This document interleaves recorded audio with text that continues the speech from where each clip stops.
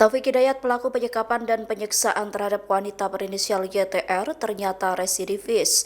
Kapolda Jawa Barat Irjen Rudi Setiawan mengatakan bahwa Taufik dijerat pasal berlapis dengan ancaman hukuman maksimal penjara 12 tahun. Irjen Rudi menyebut bahwa tersangka merupakan residivis kasus serupa dan divonis 1 tahun 4 bulan.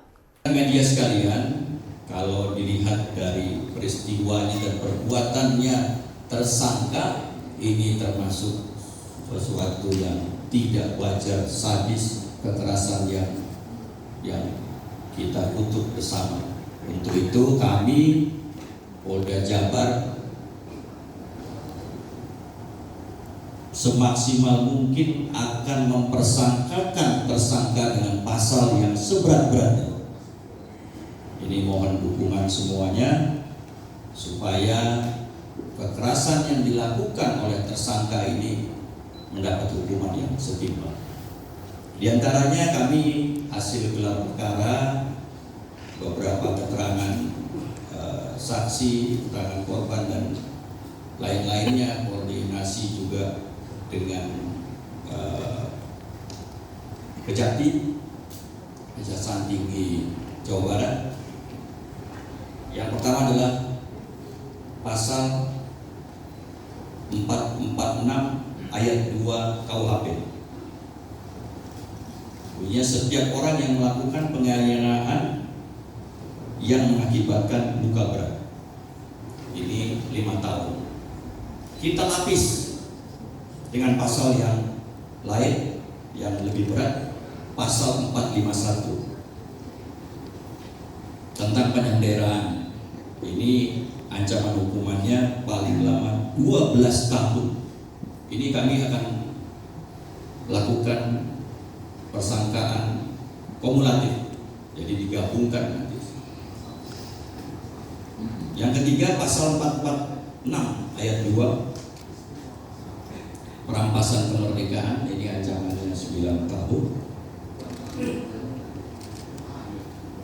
Kami juntokan kembali, gandengkan kembali dengan pasal 126 ayat 2, yaitu perbarengan tindak pidana yang mengakibatkan luka berat, ancamannya 9 tahun.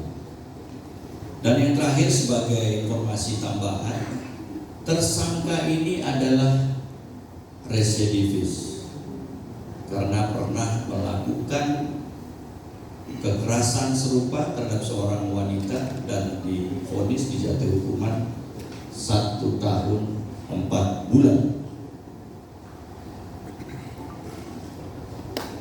Ini terjadi di daerah Bandung. Rekan-rekan sekalian, selanjutnya saya ingin menyampaikan modus operandinya. Tersangka memukul korban dengan tangan kosong, benda keras seperti besi, menggunakan senjata tajam, menggunakan helm, menyudut dengan rokok, menempatkan korban di kamar kos dan tidak dibolehkan keluar, dikunci dari luar, dan ini dilakukan secara berulang-ulang dari bulan Mei 2024 hingga Juni 2026. Dilakukan karena kekesalan, kecemburuan terhadap korban. Selanjutnya mungkin ini sesuatu juga yang menarik.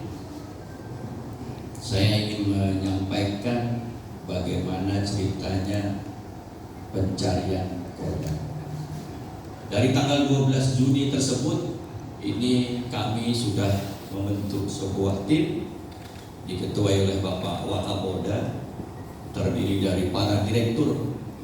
Tentunya yang paling depan adalah Direktur PPA, Perlindungan Anak, Perempuan dan Anak, Direktur Kriminal Umum, ini itu teknis pencarian dan sebagainya, didukung oleh Direktur Kriminal Khusus untuk di bidang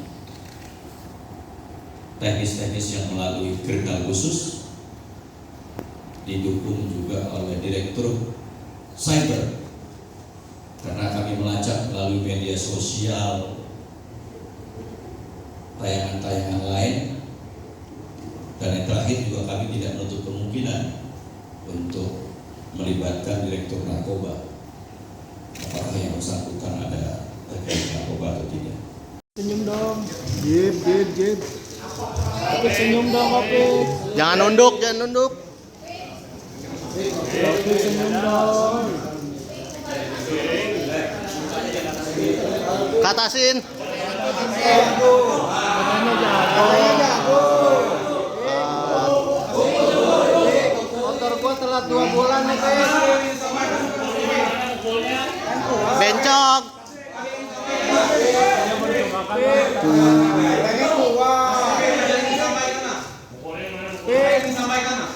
Kicau mania dong, Pek. Pakai mic, Mas. Pakai mic, Pak. Ngomong. Saya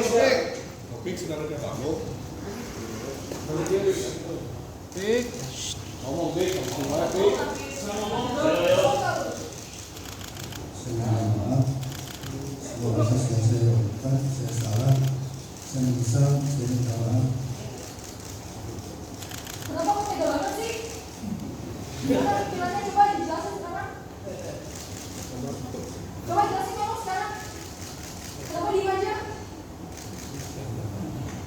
Kok minta maaf sih? Mas, korbannya udah sadar sih. Sudah berapa orang yang Mas Taufik lukai, Mas? Sudah berapa orang, Mas? 2 atau lebih mungkin? Jawab. Silakan. Mana suaranya? Silakan, Mas, untuk jawab Mas juga. Danga. Jangan nangis. Katanya jago. Silakan dijawab, Mas. Silakan, Mas. Pek, kita dicukur di mana, Pek? Nangis. Matanya, weh. Pak Gubernur mungkin ada yang mau disampaikan, Pak?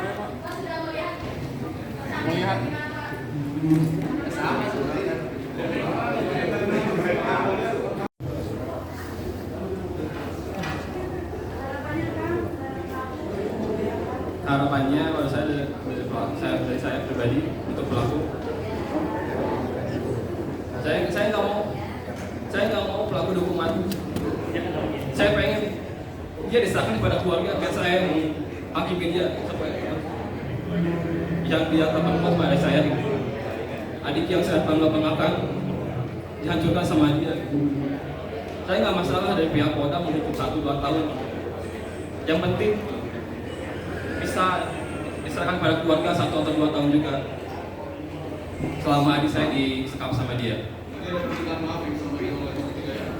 Kalau saya dari pihak keluarga gak ada kata maaf, dia enteng mau kata maaf. Sedangkan adik saya udah hancur kayak gini, dia bilang minta maaf, gak ada sikap kata maaf.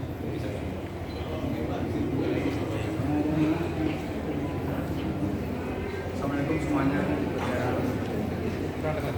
Saya juga sebagai orang tuanya nggak ada kata yang maaf ya, saya nanti saya dendam selama sampai waktu saya dendam semua. Saya nggak mau anak saya ditinggal kayak itu sakit, lebih sakit dari anak saya. Yang jalannya kita ya minta hukum seberat-beratnya.